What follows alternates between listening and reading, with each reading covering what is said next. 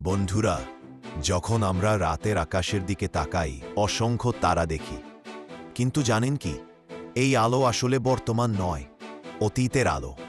কারণ কোনো তারার আলো আমাদের চোখে পৌঁছাতে লাগে হাজার, কখনো কোটি বছর। মানে আমরা এখন যে তারা দেখছি সেটি হয়তো অনেক আগেই নিভে গেছে।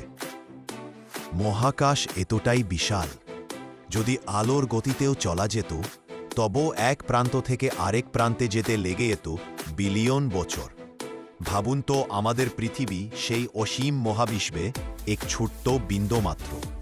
আরও আশ্চর্যের ব্যাপার হল, মহাবিশ্ব এখনও প্রসারিত হচ্ছে।